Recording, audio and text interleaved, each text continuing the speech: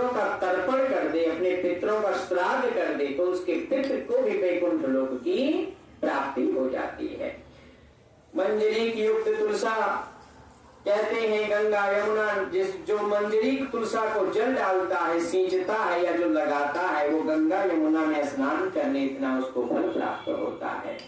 कहते हैं कि हे देवर्षि, वैसे तो हर महीना अपने अपने में उत्तम माना गया है, लेकिन कार्तिक का महीना सर्वोत्तम माना गया है, सभी महीनों में सबसे श्रेष्ठ माना गया है, विष्णु भगवान को की प्रिय माना गया। विष्णु भगवान के नाम का त्याग तपस्या करने वाले को वैकुंठ लोक धाम की प्राप्ति होती है। लेकिन घबराना नहीं है, क्योंकि विष्णु भगवान के ही भक्त को ज्यादा परेशानी होती है।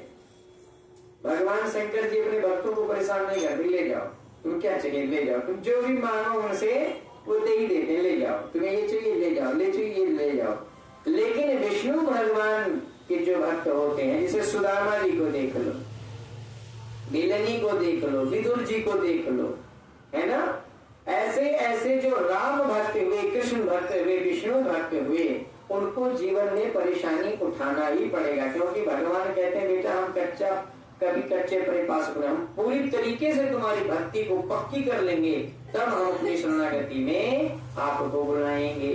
तो भगवान विष्णु की तपस्या तो थोड़ी कठिन है ही, लेकिन इस कठिन तपस्या से कभी घबराना और वंचित विचलित नहीं होना है।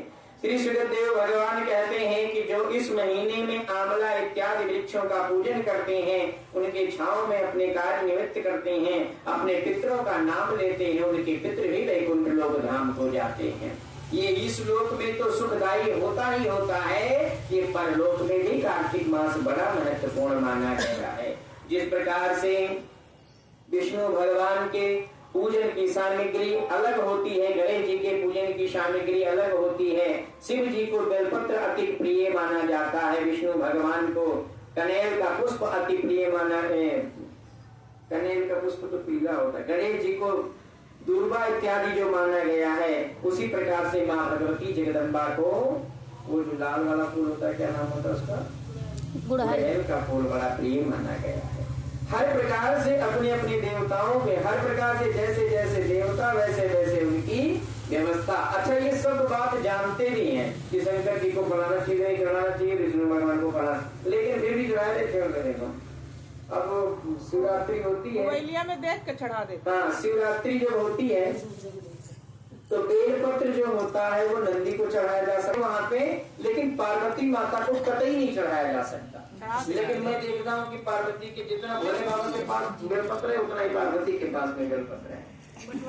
तो कभी कभी क्या होता है कि हम लोग करना तो चाहते कुछ और हैं और करते भी कुछ और हैं, लेकिन उसका भाव अर्थ हम नहीं समझ पाते, और फिर कहते हैं हम तो कुछ जानते नहीं थे भोले बाबा। अरे तुम जानते हो, जानी बूझी नर करई जिठाई, जानी बूझी नर करई जिठाई, बूढ़ा जाई था नहीं पाई। नर सब कुछ जानता है, जो मनुष्य है ये क्या नहीं जानता, अच्छाई बुराई सब जानते हो, सत्य सत्य के बारे में जानते हो, अपनी पराई के बारे में जानते हो।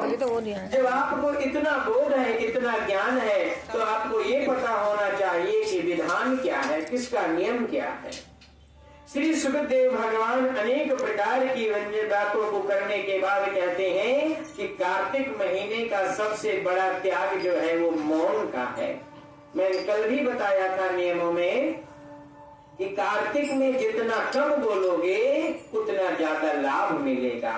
इसमें अनेक प्रकार की चीजें खाने से वर्जित बताई गई हैं, जैसे मैं कल भी आपको विधान में बताया था कि लहसुन प्याज इत्यादि बैगन ये सब नहीं खाना चाहिए, रजस्वला स्त्री के सम्मुख होकर के बात नहीं करना चाहिए, पाखंडियों से वार्तालाप नहीं करना चाहिए। क्यों?